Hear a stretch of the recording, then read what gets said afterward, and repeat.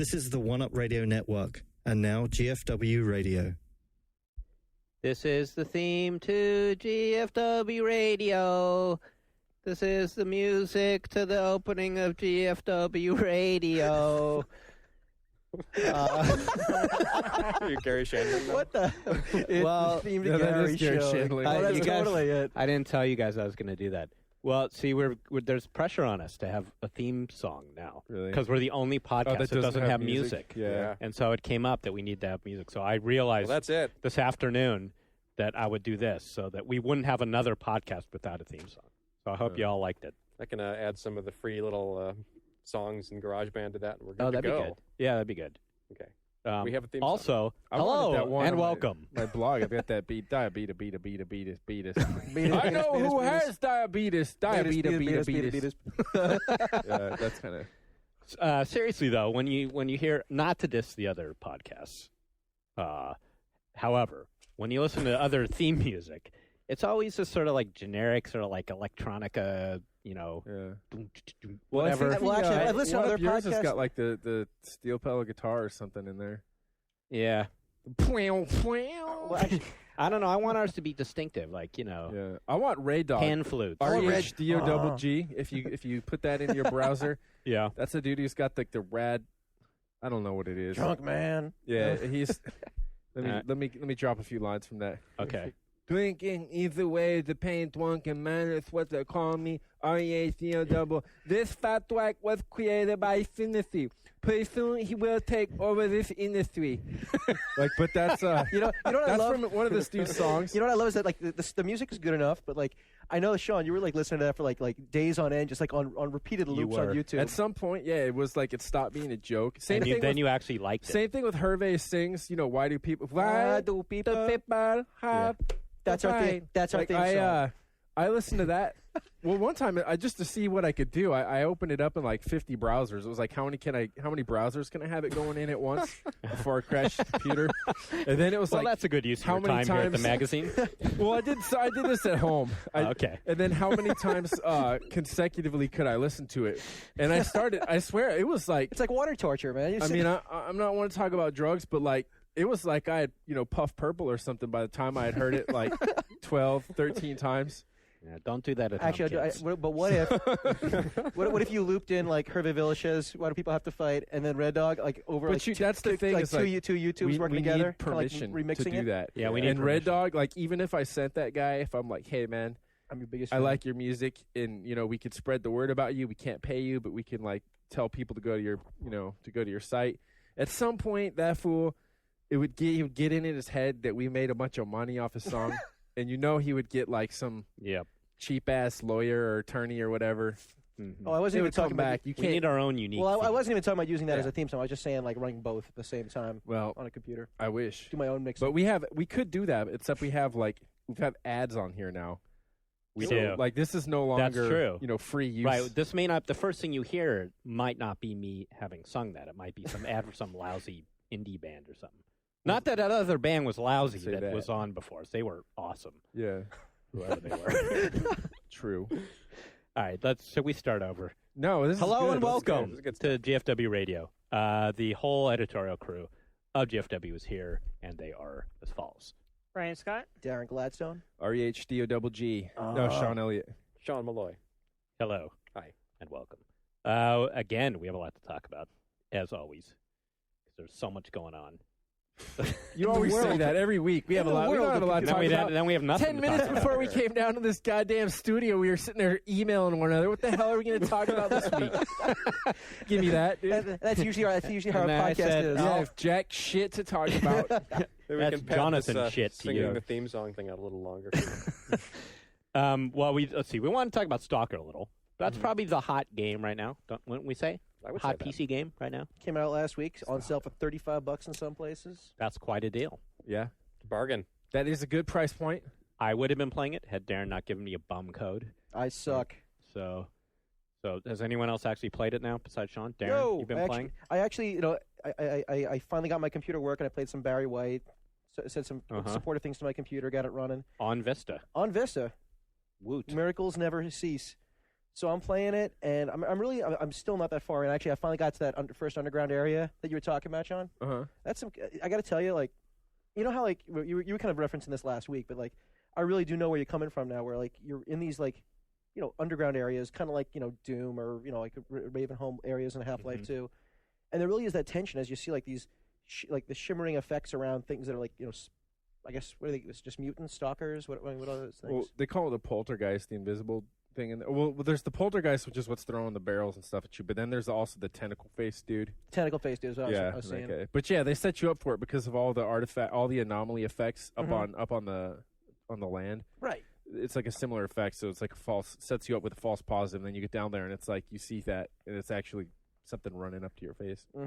And one thing I have noticed now, and I'm still kind of just getting into it, but the broken English is starting to kind of get to me. I'm kind of like I'm not really getting into the story as much as I'm just kind of like just drop me in the world, and I'm just out exploring and interacting with things and people, and I'm running into some weird graphical mission, well, not graphical, but just weird mission issues. Like I'll beat a mission and then I'll come back to that same area later and it'll say the mission's failed. Kind of like defend a base camp, and then it says go claim your reward, and I do, and then I walk away and come back, and then some guy dies, and I get a mission failed thing. So it's that's not good. I'm trying to figure out what the deal is there. Did you run into this at all, Sean? Not that. I mean, I did run into mission bugs. It's funny. Like I feel like I want to let you guys talk about it, because I did like a one-up show segment this afternoon. Oh, you all stalkered out. And it was like but it was like exactly the same thing. And Ryan was talking about some a few instances of things like that. But, I mean, I guess I can repeat what I said there. It just took me like half an hour. I was about to say, unfortunately, but you're the only two who have played it still. So, but I mean, basically, that I did experience a few things like that. But in the total reckoning, it's hard to get into, and I did make a point of it there. It's like it didn't add up to something that bothered my experience or anything. And I made the case in point where when I was on a EGM podcast before, and I was sort of talking with Dan Shu, who's their editor-in-chief, about how he gave Gears of War 10, and in my mind, it was nowhere near a 10, and I pointed out some specific issues I had, and I was like using that as a case in point of how, I mean, different critics are going to respond differently to things, and some things are going to seem like more irritating to them than others, and this is one of those cases for me where I got enough out of it, and like, I was so excited to play it, and the hairs on my neck were standing up, that I thought about that stuff after. I acknowledged it. I mean, it wasn't like I didn't realize that stuff was there, but I was like, whatever, Yeah, I was going to say, because, I mean, like, this is a testament to this game, because, I mean, like, in the beginning, when the game was crashing all the time, I honestly had rebooted that game 60 times, with no joke, just because I wanted to keep playing it. And I still kept at it, and I wasn't regretting reloading the game every freaking 5 minutes. This is like almost a good point. We were going to bring this up partially because there was that GameSpot thread or whatever. Yeah. But it was like kind of the same thing. It was like I chose, the long story short there's like someone we wouldn't even have known, but someone posted on our forums like, oh, there's some guys ripping on your review over at GameSpot forums. So like a dumbass, I looked at it. I was like, okay. But part of the whole thing was that, when I went to review it, I didn't want to do another checklist of has it got bugs and exactly. That's what people were criticizing you for, was that you actually took the time to do some actual criticism rather than do the checklist review. Right. So some people can't handle that in their brain. Part of the whole. It's not like every other review that everyone's written. Yeah. I want a competently written analysis of the graphics on the third level. It could be dangerous to dismiss on that. I'll say it could be dangerous to dismiss all criticism, but in this case, when you look at the source of the criticism, it is important. Here's something about the internet. I mean, there was a time pre-internet where, we're one 13-year-old who just got done posting at GameFAQs, and you can go there, and these are actual threads, who was asking if Chernobyl is a real place, can go and say something about, like, someone else's review, and then the word gets around, and we end up talking about it. Like, God, it makes me feel dumb. We end up talking about it now. It's like, that's the world we live in. We call it Web 2.0. But basically, like, you could be, like, a semi-literate, like, douche and write that the grammar is wrong on this, because basically in his mind, I honestly do think, I'm not, I'm not above reproach, but in this guy's case, I think that probably a sentence of 8 or more words would by default be ungrammatical to him, just because he couldn't understand it. You know, Couldn't parse but it. but so the whole thing that it also reminded me of, though, is that there's a problem with taking a review that we write for the magazine and putting it online immediately in the way that we do. And here's the reason. I mean, if you subscribe to the magazine or you buy our magazine, you might not necessarily read it in order front to back, but unless that was your first experience with the magazine, you know about the tone of writing, you know about the sort of stuff we do. In the particular issue that this review appears in, you'll have read Ed Halter, who writes for the Village Voice, talking about, you know, rise of gaming video documentaries based on, you know, different aspects of gaming culture. Freelancer Evan Shamoon talking about procedural storytelling with the guys, the creators of Facade and the forthcoming game, The Party. The previews, other reviews in the context, and you get there and it's like, okay, I'm ready for this. You know, you're mentally in the space of what it means to be GFW. We decide these things are, this type of writing is going to characterize, you know, what we do or something. But if you put it online, you could get there from, you might have got a click. You might have been in that thread on GameFAQs. It's like, is Chernobyl a real place? And someone else could say, hey, another review went up, and you click that, and all of a sudden you're there. Right. So that's this like jump that you made, you know.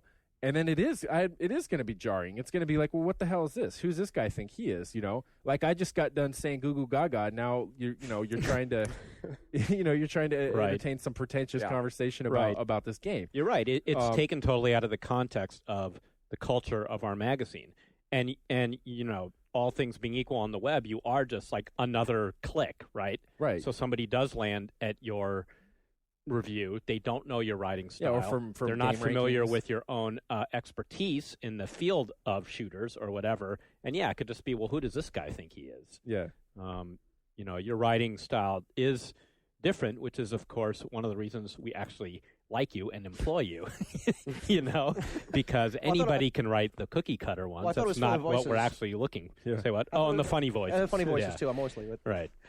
But yeah, I mean, that was like the whole point. So of course I couldn't let it bother me, because when I sat, and no offense to them, but when I sat down to write it, you know, and it wasn't like a sudden change in style for me, but I always say, like, I do not want to write a certain way.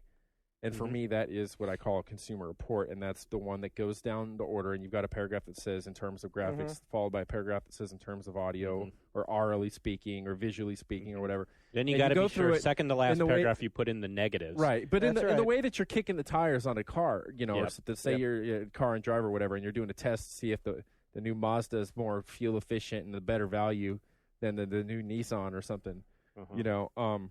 And that goes back to what I was talking about, Darren, is I think ultimately we shouldn't be afraid that we disagree and that we have wildly different experiences with games and respond to them differently. And I think part of it is the way that we approach it as consumer report, you know, sort of thing is partially responsible for that homogeneity, because we can all agree that, yeah, this works or this doesn't work, and go down that checklist. But once games, you know, I mean, and thankfully we're getting to that point where most games do.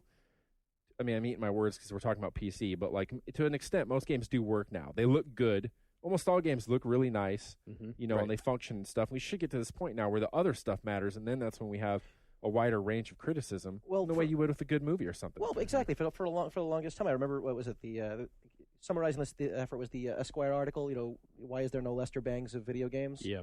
And that hits the nail on the head, because a lot of the critics out there still kind of stick to that, like, the checklist, as opposed to kind of taking a step back and looking at the and not all, dude. I don't want to be like the douche who says, like, I wrote the best review, because like I have to give props to Eurogamer's review was just kick ass. I mean, that was a first rate review. But I'm saying, I wish more people would do that now, as opposed to, like, you know, just kind of like break away from the checklist. And if they need to, fine, have a sidebar with all the graphics bullshit. And clearly, everyone doesn't want that. The people on that forum sure as hell don't want that. I mean, you're probably describing hell on earth for them. You know, a world where they can't just go down that list and see.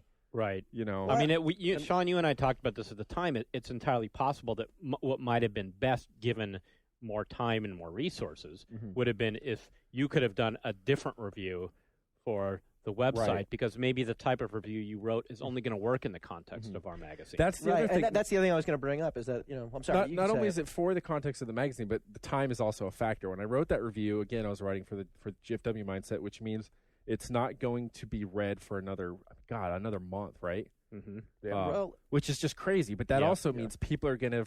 I mean, we were debating before we started this conversation if Stalker was old news, right? Yeah. So that means like everyone is going to have heard so much about Stalker when that comes out that I really, really need to go and make sure that it is doing something other than the basics, which have already been done. You know, Right. So yeah, maybe. I mean, that's why. I mean, that's part of the thing. Like it's cool to. I mean, we can go into the podcast and stuff. Be totally timely. Mm-hmm. And go through the nuts and bolts. Does this thing work and this thing not? You know, but yeah, I want to reiterate something that you were basically saying, which was not that I don't think any of us are trying to be holier than thou about it. I mean, certainly Not at all. other kind of reviews have their place and their purpose, and you could argue that some reviews of Stalker might have been more of a more utilitarian value on the web than yours was. So I don't want this to be like GFW does it right and nobody else does. no, it's like I think we tried to do it right for who we are and For our and what target that audience, means. for sure. Yeah. I know I would definitely be thinking about a review differently if I knew it was going to go up online right away. Like part of what's going on in my head when I'm writing is exactly what's going on in your head. I'm thinking to myself, well, what I'm writing here is not the first thing. I mean, by the time everyone reads this, like the people who care about this game have probably played it by now. Yeah, so totally. what I should try to do is like write Exactly. the last word on it. Like, let me try to sum up what you know. That's what we were trying to do. That's why we got rid of scorers and Yeah. changed the viewpoint for computer gaming. And that worked out Yeah, really that's well. right. I mean, But the this is theory that was still a good discussion one. again. Yeah, it is that discussion again. Just keeps, Yeah. It never happening. goes away. No, Yeah. but yeah, I think once you attach a score to it and put it up online for everyone to see, it suddenly shifts the context, which is the problem here. But Yeah, I do think there's part of it is, the infancy of the form itself. Still, I think that maybe just the whole industry needs more time to grow up. I mean, there's a thread online about this as well when somebody asked us about our scores and stuff. God, we've had this discussion so many times. I hate to Go keep back beating and this do it. dead Drag it horse, out but again. If you want to talk about grown-up stuff, we have all. Yeah. yeah. All right. Well, so let's just move on. Okay. Fuck All it. right. Is this enough? That's good. That's yeah. fine. That's good. Okay. Is anybody playing anything else, by the way? Before we move on to besides other that, Old topics? Peggle? news again. Peggle finally you finally joined the played Peggle Peggle. universe. That game has surprisingly got like legs on it. Yeah. It does. Well, You it's can- like a kind of game you're like you do finish. You could finish it in 2 sittings, maybe Yep. one if you're you're really good. But like just yesterday morning, I mean, it was Friday morning, and I was like, I made a note to myself to bring this up on the podcast. I get up for work before my girlfriend, and I was getting ready, I was getting dressed, and she's in bed. She goes, "Did you say you wanted to play some Peggle?"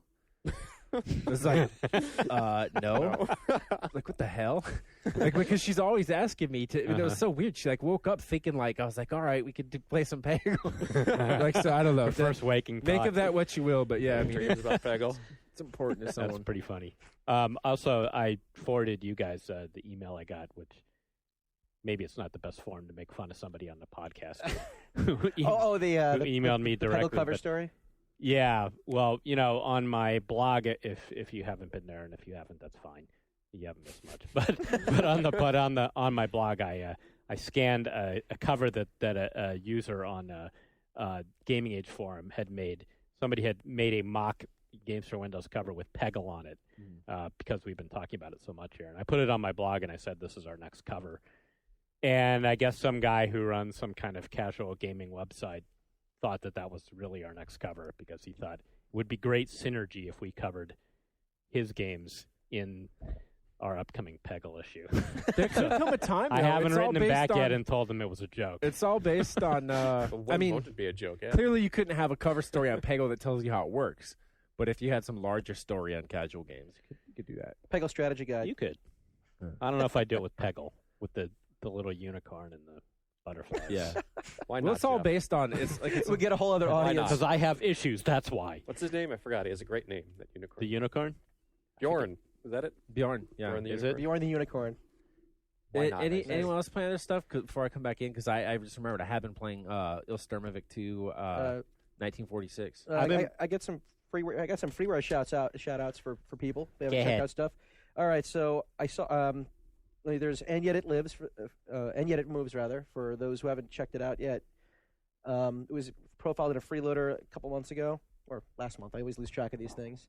But basically, all the art style is like, it looks like someone tore up construction paper, and that's all the art elements in the world. And you control a character to move around puzzles, and you rotate the world around your character. So, like, in order to move, I played that one. That one's cool. it's very cool. So check that one out, and also do we have an URL it's to another give one of people? those. If it were like a downloadable Sony game, it couldn't be Xbox. If it was a downloadable Sony game or like a Wii game or a DS game, it would have quite a few threads about it online. I bet. No, but it's actually it's really cool. And This is a game that uses actual art. It's actual art as opposed to graphics. And the reason I play it, which I'm making fun of, I actually like that idea. But it's like just I'm making fun of the predictability of that kind of thread, Right. and that kind of comment. So do But we have a URL it's for on that? it's on FileFront. Oh, on our own. Oh, we should send them to our website. That's right. And also another quick shout out. There's a game called Toe Jam Thing. It's not what you think it is. Nothing about yeah. Okay. It's not that. It's actually a pretty cool shooting game to a rock soundtrack. It kind of operates in the background. So it's like a little bit like Robotron, a little bit like Dig Dug. Very simple objects circling around the screen, and you want to create chain reactions by causing things to blow up and then explode into each other.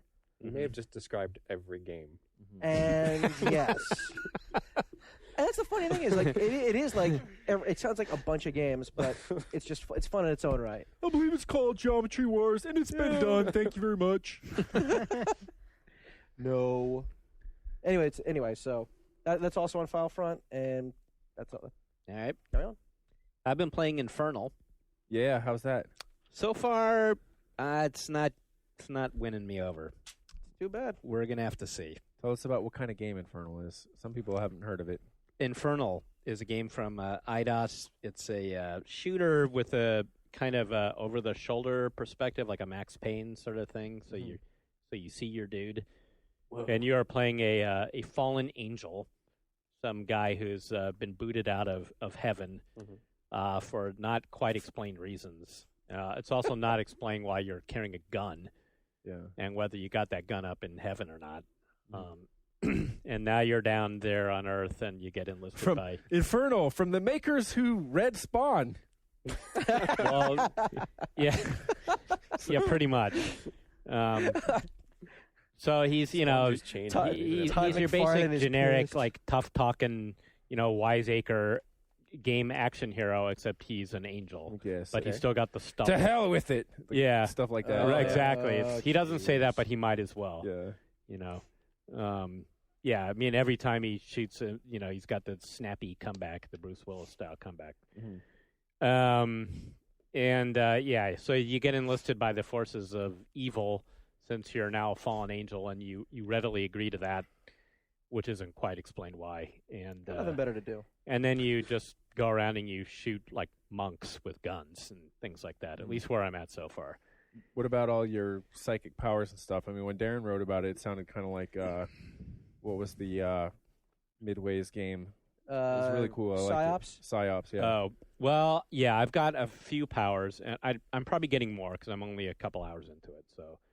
So far I've gotten, you get the power to, shoot shit out of your hands, Well, the thing is, it's not shit. You don't got to shoot feces out of your hands. You're an angel after all. Right. Infernal shit. That was the casual use of the word shit.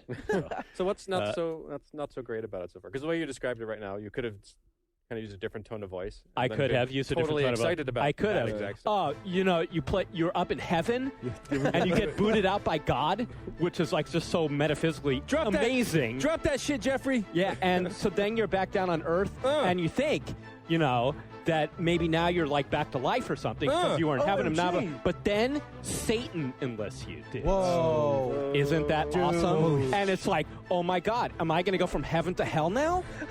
Should I do it? Should I be fighting for Satan? And then the answer is yes. I fucking do fight for Satan, and it's awesome. Okay. Sold. That's good.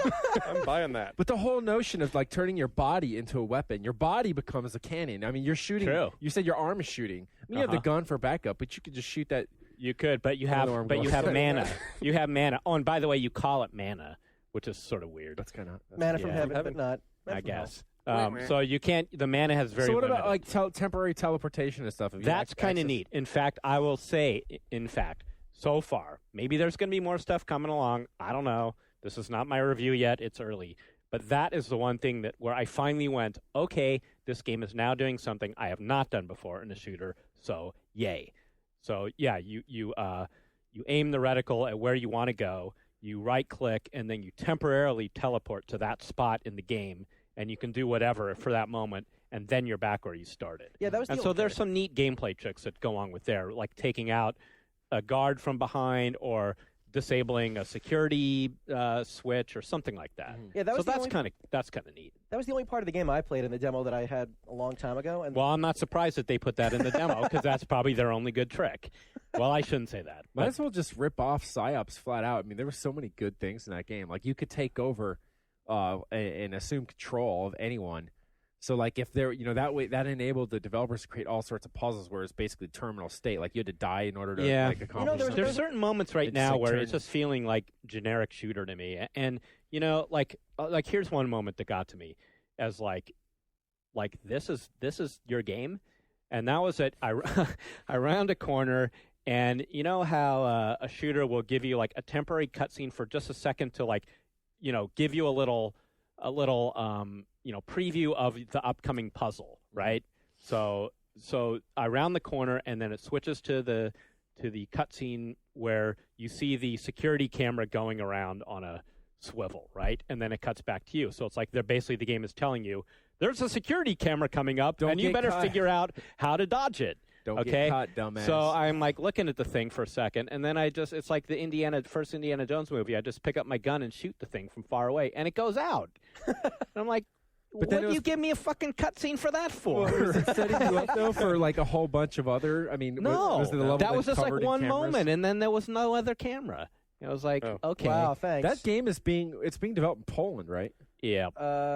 Metro Studios? I shouldn't say yes. I don't know. Well, whatever you say, Sean. Eastern European. It is too. Okay. I was just...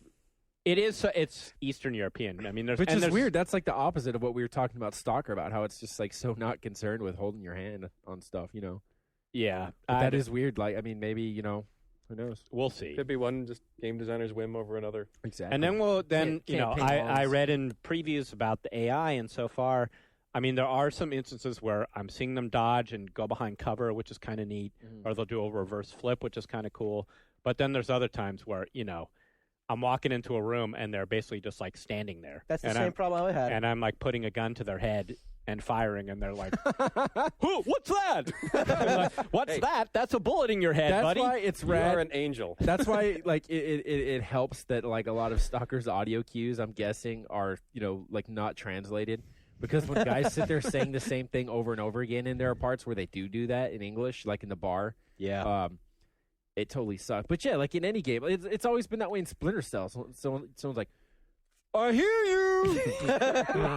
I hear you! Right. It's the exact same file keeps queuing up. But it just sucks. Like, they knew about this exact problem like at least 6 months ago. Yeah. And they still hadn't done anything about it. Yeah. And you're right, the same audio cues come up all over the place, like regardless of the context. Like there's one that's along the lines of "drop your weapon," and like that made sense very early in the game when there's like an ambush or something from the cops. But later on, when I'm in a firefight with the bad guys and they're yelling "drop your weapon," I'm like, "No, the hell I'm gonna." Sure, if you say. Hey, it's worth a shot. So anyway, we'll see. Initial impression not so good, but I'm sticking with it. And if it gets better, I will come back here and I will eat my words. Oh, I just reminded one thing really quick. Did you ever play the game Second Sight? You brought up PsyOps. I remember it came out shortly after, and I played preview stuff of it, but not the final. Yeah, that was one. That was a game that suffered from coming out a couple months after. But yeah, if you can find that on a bargain bin somewhere, check out Second Sight. Yeah. Also, I was reading good stuff about the graphics in this game, and so far I'm not seeing that either at all. It's kind of there.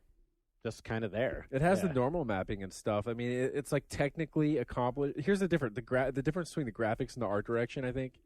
Because you were pointing out, someone had claimed that it looked better than Half-Life 2. Yep. Which on the graphics side is big accomplishment there. I mean, look how old Half-Life 2 is. Right. Yeah. But on the art direction side, that's a preposterous statement. I mean, just from the levels I've looked at over your shoulder. Yeah. It's like, what kind of Philistine says something that stupid? Right. And then it's got the Someone whole who's looking for problem of normal like mapping it's or just, whatever in a certain. that they've got the terrible like robotic eyes thing going on, and the mouths that don't move the right way, and the human modeling is just really bad. They deep within the those are difficult. Those are difficult things to get. Hard But to get yeah, right. I mean outside of Half-Life, Half-Life 2, I don't know of very many engines that sync voice, to facial animation very well at all. I mean, I haven't been able to do that. So where do I get off telling people? I'm sorry. No, but my you're complaint right. is that Doom doesn't do it, Halo doesn't do it. Any of the other big engines haven't been able to do it. Brothers in Arms didn't do it. I remember that was kind of. it must be Well, I guess legitimately I'm a victim of video game magazine hype. Because I read a bunch of reviews and then I played this game and I'm like, I don't see what the big deal is. It must have been in a press release somewhere. Yeah. All right, think about so your angelness a little more and you'll get it. Any? Should we take a little break? little break and Yeah. then come back with other topics. Well, I can. Oh, did you have another game you want to talk Yeah. about? Oh, sorry, Sean. It's like no one cares because it's either it's an old game or it's like a simulator or what. But No, we Oh, I care. forgot. You it's so mentioned ill. IL. IL, yeah. 1946 is a collection of all of the original game and all the expansions that have come out since, and some new stuff. And the only point I could make, I can't. This is a first for me, so I can't compare it to. And actually, I thought about this. I was like, okay, it would be utterly useless for me to review it officially in the magazine, at least for people that are discriminating combat flight sim players and that want to look and see just how this differs from the last stuff. However, I think my perspective on it is valuable in that it's kind of like a dying breed, right? And it's the only way you're going to get around that is by injecting some new players into the mix, which is exactly what I am. And here's this case where I went and I got a very nice flight stick from, I think I inherited it indirectly from Darren. I got it from Crispin the one at that I loaned to Crispin? Yeah, the Cytec one, and it was just awesome. It's like a $200 thing. Yeah. Could you play it without it? I heard you couldn't, so I didn't bother. Yeah, First you thing really I don't did, want I it with hooked these it up things. to that, and but I mean, all I can say about it really quickly is that it's so satisfying in ways that you don't get with other games. This is like a big duh. If you're sim players yourself out there, you're like, well, yeah, welcome to the club. But it's like even performing the most menial task somehow takes on this significance because you're pressing so many goddamn buttons to do it that you're like, I just did something. Like when you take off, when you finally take off and you didn't mess up, and or like the first time that you get into a serious stall, a spinning stall, in fact, and then you recover from that. I mean, everything is just like, it's just a sense of achievement, and it's actually really cool. And of course you can get into it. You're looking around the cockpit and you're moving all the levers and stuff. I mean, I was proud of, I'm taking off in dual engine planes now, and depending on the model of the plane, like both engines are spinning in the same direction, and it creates this this force that wants to push the plane on the left of the runway as you take off. So you might adjust the pitch on the left engine, slow it down, and all this cool stuff. But you get the hang of it, and then you don't really think about it anymore. It's like driver's ed when you Sure. first get in a car and you're learning to drive, and all the shit now that you don't even you don't consider part of driving. Like if you drive an automatic, all there is to do is put your foot on one of two pedals and turn a wheel. But when you're 16, when you're 15, you're like, well, you buckle up, Check you the mirrors. you adjust the mirrors, and you pull that, you let the handbrake down, and all that stuff. But so it's like that you got the rear wheel that you unlock and your front wheels, but long story short, it's fun. Even though the first time I got airborne, I ended up shooting a couple bombers down, and then I was dogfighting. But just the fact that it's combat, I mean, there's just the more you put into it, the more you get out of it, and there's just so many subtleties and complexities to just like aerial combat, and so far it's pretty cool. And I think if you're even slightly interested and you're like, I want a different experience, provided you have a flight stick of some sort. You don't need the one that I have, but as long as you got one of some sort. Would a gamepad work or no? Does it have to be a stick? I really say get the damn stick. It seems like the you- game is made for it. And if you're flying any kind of like plane outside of just a early war single seat fighter, you're going to need all the buttons you can get. There's actually some slightly older joysticks you can get online, flight sticks you can get online for like $30-$40. Like That's an unfortunate barrier to entry right there. I mean, Yeah. it is, but I suppose it's like any game, like a console game where you need the Guitar Hero or whatever. It's so different. I mean, I'm used to play Battlefield Battlefield 42 and all these moves. I mean, you right, 'cause you're you using start the keyboard you and go mouse into for it, that, right? yeah, and you start trying to do the stuff you do in that to the same extent without adjusting your engines and stuff. and you stall, you rip your wings off, you set your engines on fire. I mean, there's so many things that can go wrong. You like really appreciate like you can perform those maneuvers in these planes, but you don't do it just by pulling back on the stick and putting your foot down on one of the pedals. You know. Have you gone back to Battlefield lately just to see what it's like? You know. Yeah, using I using a throttle and routinely seeing play like 42 on the all plane servers, so it's different. And it actually helped me. The stuff I've learned. I mean, like moves like I'm yo-yos sure. and inverse yo-yos. I mean, just ways to close gaps between people, keep them in your firing zone. Just all the technical flyboy stuff, but it works. You can even watch. I watched that. This is my turn to nerd out. This is your turn to make fun of me. But I watched that show on the History Channel. They got dogfights. They put CG on that shit. Make it all fancy. And they show you just how these things went down. You got old men moving their hands around. When you fast forward it, actually, because Crispin, the same guy at EGM. Yeah, it looks like old dudes raving. Like when you fast forward through episodes of this. And but so even watching that and hearing them explain, the ways that they're using their vector rolls and stuff, or the way that like I actually simulate like the ways that the engine and the stall characteristics of like say a Hellcat versus a Zero, and they actually work. You go in the game, and if they try to follow you into a loop and you're in a Hellcat and they're in a Zero, then they're going to stall first, and it's cool stuff. Yeah, I like it. So I'm getting nerd out. Maybe come next game I might actually be qualified to do a review on it. Sean Elliott bringing Sims back. Bring it back. The magazine used to be heavily sim oriented. It used to be all Sims Sims all would the have time. There was at like least- multiple covers. Well, yeah, when we were going back for that retrospective feature, like 1 year would have like 5 At least. sim covers. At least. When I first started, we would actually kind of argue about it. We'd be like, please, let's not have another plane on the cover. Yeah, It's not even an option these days. It's not like completely world. gone. I mean, like Flight Sim Right. 10, it was. I'm assuming it must have done pretty well. I mean, there are magazines devoted just to Right. flight sims, and But that's very different than having a genre full of sims of all Totally, different yeah. nature. I mean, There was and a there were Sims editor at driving one point, sims right? or too. having It like wasn't three even just, flight sims in the top 5. and it wouldn't even just be flight. Yeah. We'd Submarines, driving, anything. Yeah. Sad. Not just the Sims. Now it's all console ports and Peggle. The other thing about this game I'm waiting to do Quite the is it's like I forgot the number. It's like you can have like 80. I think if I remember, it was like over 100 people online, and that's some serious dogfight. And also like just tons of people in co-op. I mean, just get a whole big armada of us together and go on some crazy like bombing run of fighter escort. And You can get a lot of people together in WoW, Sean. yeah, I know you. It's not as cool. We're like So you narrating, say- we're TeamSpeak narrating to each other. Oh man, I'm getting some turbulence over here. All right. So we need to take that break. Okay, take that we'll be Yes, we right need that back. break.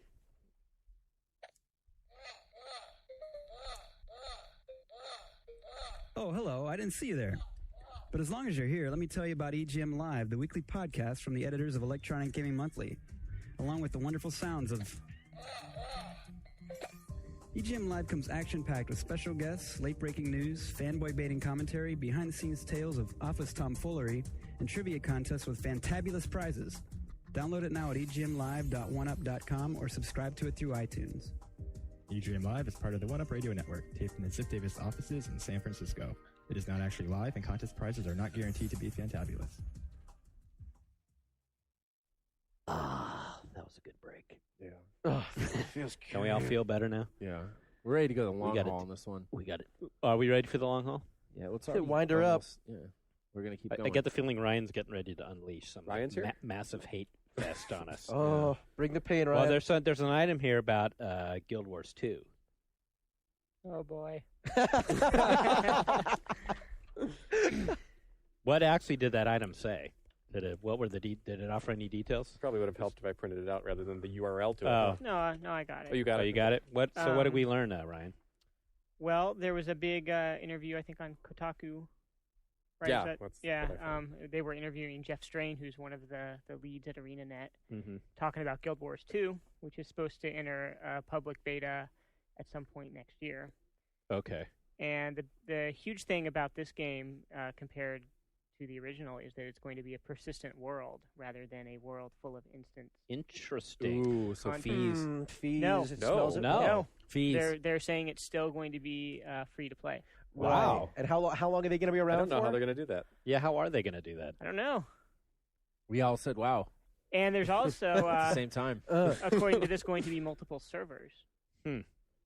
Which, I mean, it sounds like a real MMO. That's But going to with be no tricky. fee. Your eyes are lighting up, dude. That sounds cool. It sounds like the good actually shit. does Hell yeah. sound cool. I mean, Yeah, Hell if they pull yeah. that off. But what ways could you accomplish that? yeah. I'm Well, they probably baffled. won't tell us now in public. No, of course not. Right? They're little secrets of how they would make that work Game economically. advertising. Is it advertising? Yeah. That was the first thing that popped in my head. A lot of Is this preparation H billboards on the hills of Mhm. Nargul. Sword, this sword brought to me by Doritos. Mick That's Guild right. Wars. Guild Time will Mick tell. Wars. Well, I hope they can do it in a way that doesn't piss a bunch of people off. Yeah. What do you think, Ryan? I'll play it. Well, this is the- They're hard working over there at ArenaNet. They always got some new Guild Wars thing going on. They've got another expansion coming out for the original Guild Wars. I can't keep up. Really? What's this one? What's this one called? Eye of the North, I think. That sounds right.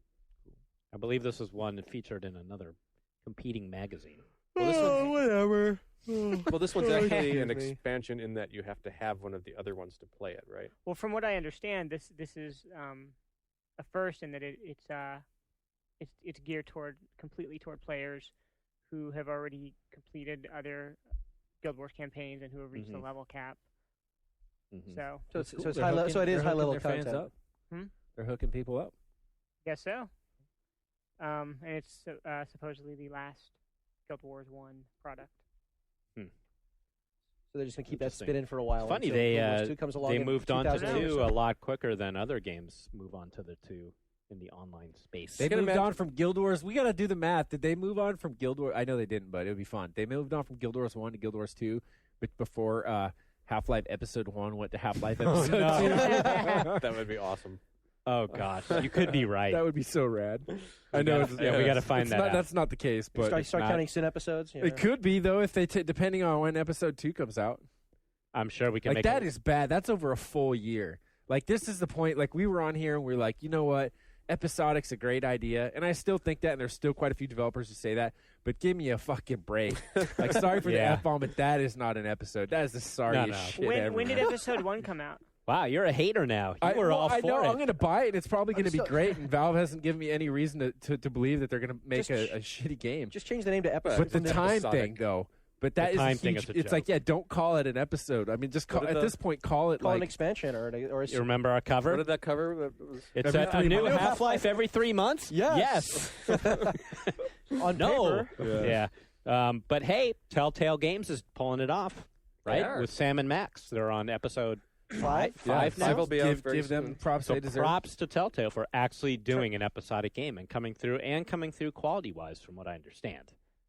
That's From what what I think. according to our own reviews. I have not Now, played it. here's the criminal part. I'm actually holding off until the full season 1 is done. I'm doing that too, but still, I think it'll actually be better for people who do that.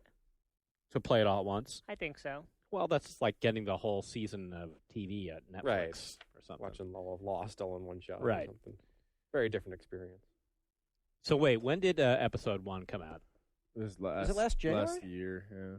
January. It was like early last year. I can't remember when exactly. So it's been It at wasn't least a year. was it? It wasn't episode 1. No it way. wasn't We did January. our It was like was it- spring, wasn't it, or summer? Spring. we did our cover story in the August. Not Sam and 2000 Max. Wait. Oh, No, we're Half-Life. talking about Half-Life. Half-Life. Okay, never mind. Episode 1. I don't know. So what we I'm did the talking cover about. story in an October issue, and then like the review went up It's been a long time. a while after that. I could swear it was. They got to think- work on that. Episode 1. You That guys was are like still trying right to figure after that I out? I cou- started. It was after we So it was like- removed scores.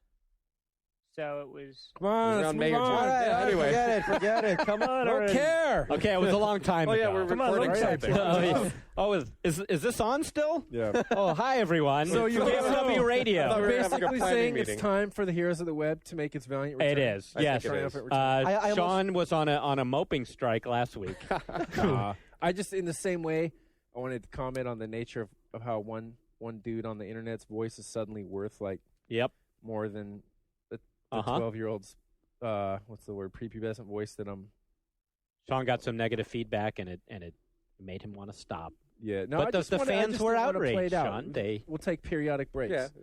But then I did get so much, like, okay, I did get a lot of, like, mail asking for it to come back. But one of them that touched me is this dude. Some soul searching. Yeah, this happened. dude, he works in, like, a deli. This goes out to you, my man. He works in a deli, and so he says it's the most bummed out shit he can ever do. But they let him turn the music on sometimes, so we'll put on our podcast. He said that's his favorite part. He looks forward to it every time, and it makes him while laugh. he's sitting there at the frickin' pastrami cutting machine, he's listening to the heroes of the web. He's dropping me. You got dudes out there like that, and they need this. So okay, here's to you. Now this one takes some context. I didn't even decide what voice I'm going to read in, but basically it's fine. I didn't find it, but forum guy Yakety Yak Blah, we mentioned it before. He hooked me up, and he found a forum that's dedicated to it's dedicated to a number of things, but the worship and sexual fetishism of Sonic the Hedgehog cast and characters. But now, is it just Sonic characters? It's just Sonic, but they branch out. So, for example, they'll have subboards where if you want, and these are actual subboards. They have, so for those who fetishize, Bubsy or Donkey Kong. Or help me out here. Donkey Kong was one, which was Crash Bandicoot, of course. Spyro or Spyro the Dragon. Spyro, if he's Zelda, Mario Brothers. There was a guy on there who professed that he had actually masturbated to Boo from Super Mario Brothers. Now, you think I'm making all this up? No. Darren and other people in here can attest because I showed you pictures of they posted pictures of their sexual aids on which they put stickers of Sonic characters. So getting out of that, the part that we can read, the part that's fit for air, none of it's fit for human consumption. But the part that's fit for Heroes of the Web is that they instituted a program where you're able to marry these characters. What? So Jeff, go ahead and interrupt me. Wait, what do you mean? They're able to marry these Jeff's characters. Thinking, I need to screen these before we start talking about them. What do you mean? Sega said it was okay for you to marry him? No, they decided on their own in their forum. Okay, they authorized it. Okay, what I wanted to interrupt you with was maybe I'm just haven't been around that much. But what exactly does this mean, the fetishize? I mean, they think Sonic the Hedgehog is like hot, sexy. And so they're looking at him and they're thinking, not only I'd like Sonic, I'd like to get with Sonic. Exactly, and their tastes will differ. Some are attracted to Sonic. Others, there's a female character called Rose, and others, there's what's this guy? It's like a Dr. Robotnik. Is that the dude? Or Eggman. Or Eggman. A guy with a great big bushy mustache and a massive, pot belly, and they draw him on there in a bikini and doing the whole. Stop. So okay, dude, come on. All right, so that Jeff dude asked. That's Okay, sorry I did now. Okay. Yes, it's what let's just get into it. So Okay. here is the first post when they figured out a way to marry the characters of their dreams. I love how they figured it out. And then do you tell your actual wife?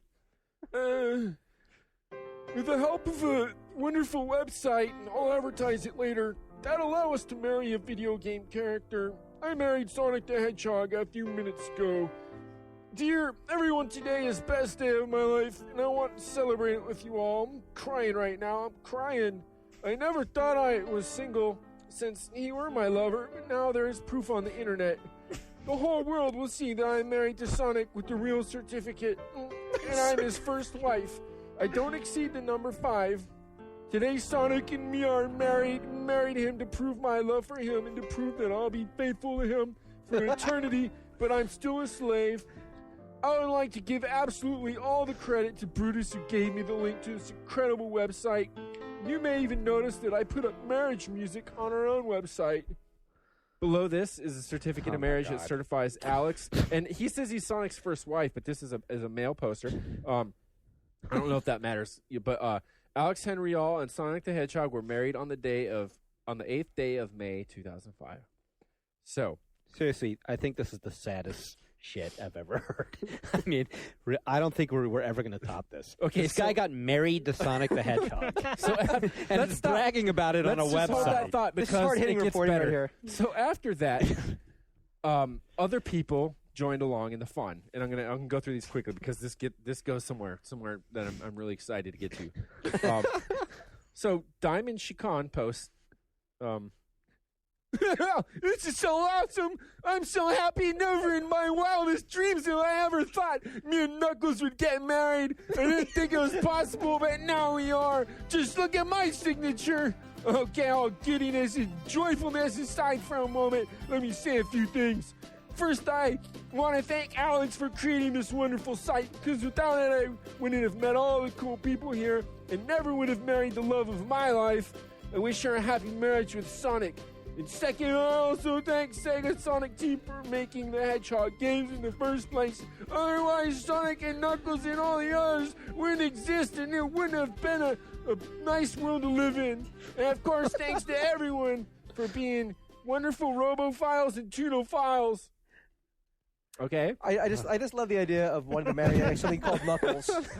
Okay, so then I learned some words there I didn't want to know. to follow it up, Jess the Hedgehog had, after this marrying had happened and everyone had, wed and whatever, rings and vows exchanged, we get to Jess the Hedgehog and he has himself an idea. He says, "Open the board for those of us who married more than one character and genuinely love all of our spouses. I agree that a rule should be made to keep polygamy to that board, and I'll abide by it if you do." And Alex, the first person whose comments I read, if I can go back to him, did not like this idea, did not like just the Hedgehog's idea. He did not like the idea of there being polygamy. Of being polygamy in response. Okay. "I'm sorry, Jeff. As much as I'd like you and everyone to be pleased, and as the creator of a website about love and passion, I can't extol this unfaithfulness. Besides, polygamy is forbidden in almost all countries on Earth, and here's proof of how much it might be harmful. Please accept my apologies, Jess." So, My God. let me stop and say, Sega they have morals, okay? They have morals, people. They have standards. You marry a hedgehog, or you marry an echidna, or you marry whatever these other Busby. animals are. They are until death Bubsy. do you part. That goddamn right. Bubsy. You Bubsy. You don't get a cheat on harem. Sonic. You don't have a harem of rodents. Okay, dude? Now get the hell out of here before I ban you. And You I think, sick fuck. I think that person was banned. So that is like, to me, No for Mormons one, allowed the on the internet, site. The Nice. internet, like, once again, makes me afraid of people.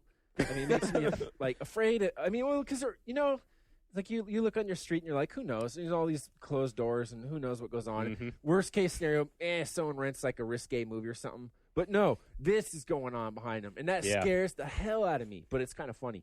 But so I don't know. How do you get to that place in your life? Really? I don't know. How does it get to there? Trace that back. You're born, your parents raise you, Or they don't. and then one marry day Sonic. you're marrying cartoon rodents on your computer. And happy, It's but just- one of them said, if we can believe them, said they were crying. And again, now I kind of spoiled it at first, but I was like, this shit cannot be real. And that's the sane response to this. It's the same thing if you saw a pig fly by outside. Mhm. Like, okay, I'm tripping out. Of course, we could be who are we to judge? Yeah. If this makes Right. them happy. No, come on, dude. It's like, well, I'm not judging it, but it's like I'm baffled by it. I'm wondering how it happens. Like how. At what? I mean, it's not even like at what point, but how does it even happen? How Well, do you that's what go, I'm saying. Yeah. You know what? You're playing that game. Right. You're playing. You're collecting rings, and one dude's like, "Dude, we got to get some more rings. Maybe we should go back to casino level and try to get some rings." And the dude next to him's like, "No, dude, we got to figure out how to marry this fucker." He's cute. What world Right. conditions How does that happen? Right. Tails, set this up? Tails has got two tails. You know what that's about. I'm just, So yeah, we can go back right to our regular scheduled programming. There was one last one. If you over wanted to hear it. all my years of gaming, I've been fond of the occasional video game character, but not to that extent. not that fun. Not that fond. No. Now, there's probably a huge community of tunophiles and robophiles Oh, that are jeez. gonna write in and tell us what we don't understand, that we persecute them. And, One more thread to lock. but hey, if you're not hurting just don't hurt anybody. It's all good. You can keep That's on right. marrying them. And it's That's I don't right. even Amen. mind if you're a polygamist with these rodents. That's how open-minded we are here at GFW. But actually, here and in Utah, it's totally cool. Okay, the one last thing for it. White Shadow, same board. What would you do if you saw Amy totally naked, asleep, groaning, and saying your name? This one's for the men. Faith the Hedgehog responds, No. slowly back up and shut the door quietly so I wouldn't wake her up. Oh, that's sweet. All right, so we Let's played leave it on a that. high note.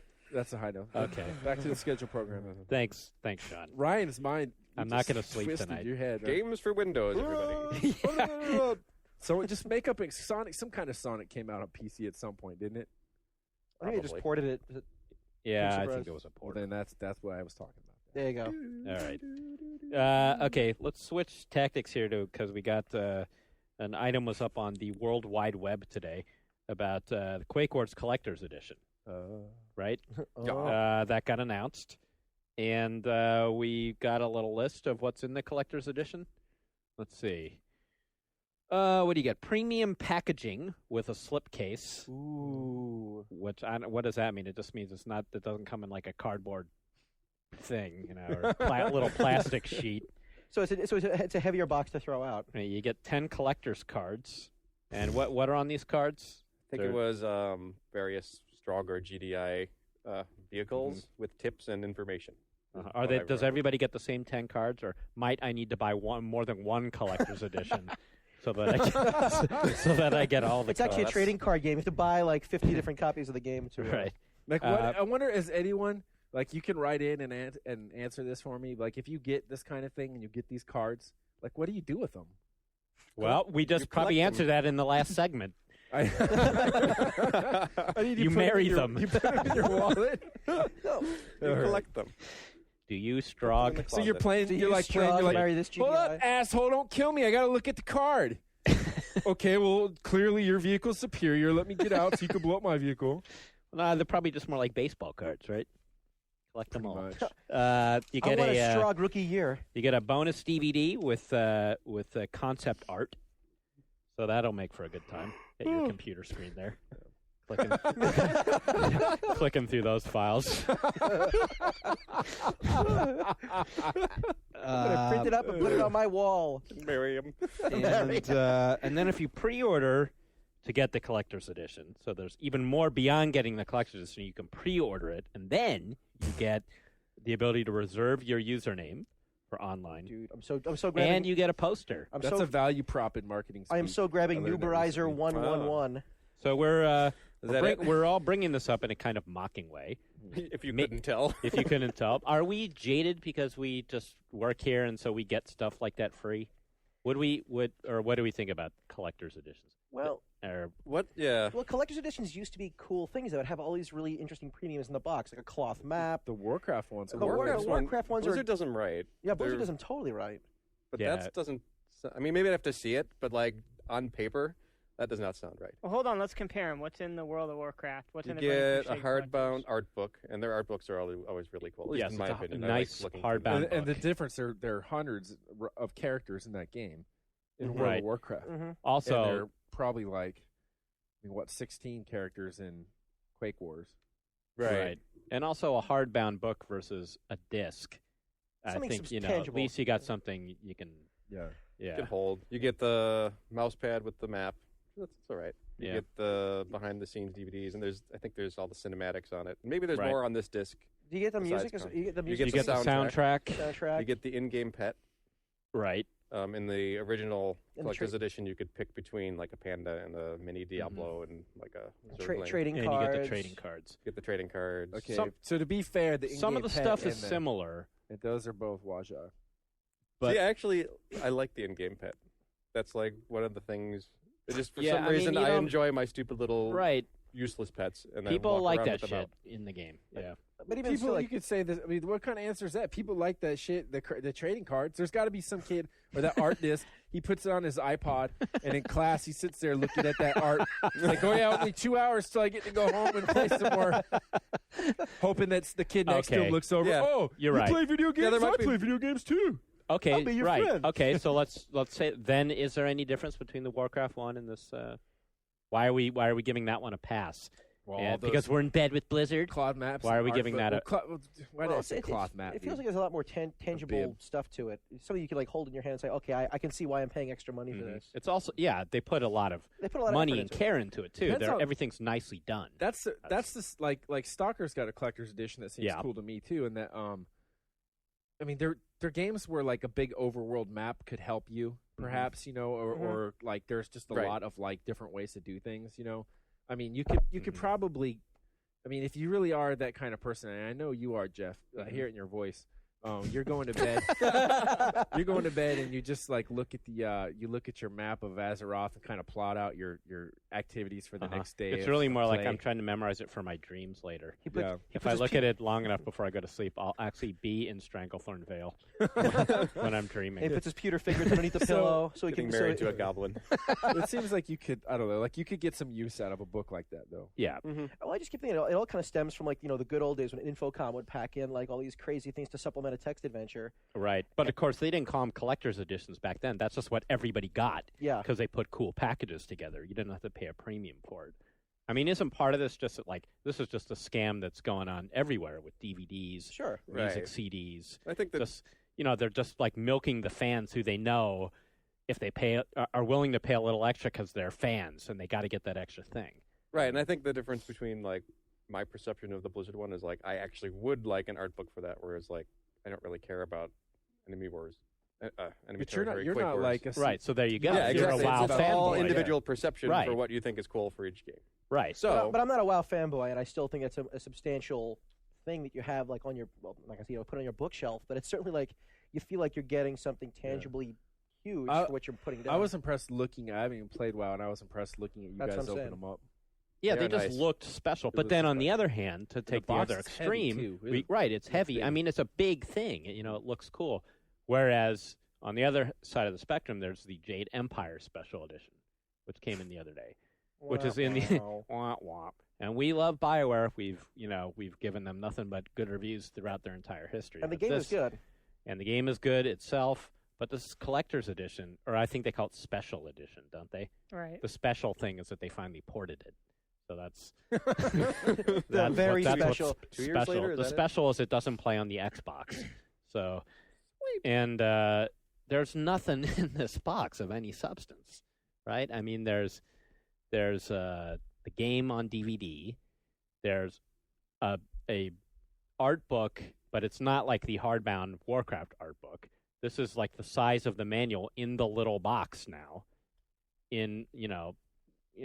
It's just like a stapled paper thing. That's what they We had did with the other one of the most shameful special The editions Half-Life ever was one. for Half-Life Oh. 2. And I bought instead that. of how there's the Raising the Bar hardcover art book, Yeah. it came Oh, with the it's terrible. shitty stapled together pamphlet of a couple pictures from the art From book. the art book. It was Yeah. a So it was like an sample. ad for the, it was like a Oh, commercial. if you for want to the- see more It was art. even Yeah. a freaking like just a big cardboard box too. It was a big empty ass cardboard box. Yeah. And you pull it out and there's just a little jewel case floating around in the middle of it. It was gross. And a Yeah. crusty T-shirt. I felt ripped off. I felt ripped off by that one. Yeah, that was horrible. I remember when we worked at the same magazine. We worked at this magazine. They're out of business now. Sean and I did. It was called GameStar. There's some in Germany and stuff now. It's not that one. It was when we both worked there that Half-Life 2 came out, and we both right. went and got the special edition and opened it up, and we're just felt completely ripped off and cheated. Yep. Drink your Ovaltine. But see, we'll buy them. Yep. We'll keep doing it. Don't you think? Because Yeah. we're suckers that way. Now here's where if I want. it's the franchise you like, you'll buy it. Now here's what's weird because like people complain, we're not getting enough out of these limited editions. I would not want them to add anything to the game that would change the game in a limited edition. Because I've heard people say, "Why don't you put like an extra map or something in there?" I don't want that Why? because I don't want to have to. I don't want to have to buy Then the it's a collector's compulsory edition buy, to like, get. Oh, What then about- you're going to feel resentful. Yeah. Wonder if we'll ever have a point where it's like instead of the special edition, that's the retail edition. Like retailers to try to convince you to keep Going to buying stores, the yeah. actual hard copy of things, then automatically start throwing all that stuff in, It could and be. everything That- else is that just the totally digital. makes They sense. They're kind of doing it with like console games. I bought God of War 2. Mm-hmm. It was just the regular version, and in it came like the behind the scenes bonus DVD. Mm-hmm. And that's like, well, I didn't ask for that, but that's something that was included with it as an extra disc. And obviously, an extra disc equals, premium of some sort. Right. So they're I'm kind of having going this that way, issue too. now with music right now, actually, where I'm trying to go all digital, but I'm still coming back to CDs because sometimes I just want the stuff that's in the CD, especially if it's a box set. And I know there's a book, and I've heard that the book is good. I feel like I'm missing out if I buy it online. One thing I noticed they're doing, like, not to go too far off topic, but like with music CDs, they'll include like a DVD sometimes, like a concert disc or videos or whatever, or extra content. That's when I'm the sucker and I'll buy the music right. CD. I mean that's what I mean. Like whenever there's a music CD that comes out, if it comes out in two versions and it's an artist that I really like, and there's the regular and then there's the quote unquote collectors, I will always get the collectors just because I'm a sucker for that thing. Even if I know that there's probably nothing worth it, I figure, I'm a fan, I got to get the collectors. Yeah. All the real fans are getting the collectors, and I'm one, so I better get it. So I don't want to get the Tard pack. That's how you end up with cards of cards of Bob Dylan, the Anansi, and the other vehicles. And so like hardcore id fans got to spring for that collector's edition. Yeah. Right. True. All right. Do we know? We don't know about pricing yet, do we? It wasn't in. They're the best ever. I don't think it was in that. No. Okay.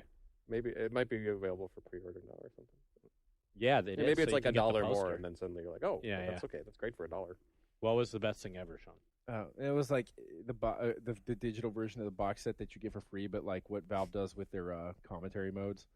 Oh, yeah. I want to see more of that. It was so cool in episode 1, and I mean, especially I don't know if it'll be as cool depending on the developer, but I'd love to see. I mean, I'm looking forward to seeing them in Team Fortress 2 and in episode 2, and it would be cool to see other developers pick that up. That's where that's something I'd pay extra for. But I wonder how a commentary not the cards, mode, but like if there was the equivalent of that in Quake Wars. Yeah, but I wonder how a commentary mode would work in a strictly multiplayer game, though. That's what I mean. That's couldn't they talk about map design or I guess level design, or if they had like a training mode where you just kind of like run through the map and like give you tips. That's the thing. You go into a map like on your own, or Valve is working out if you could do it with other people with you, but where you're all accessing it in that same context, in the commentary context.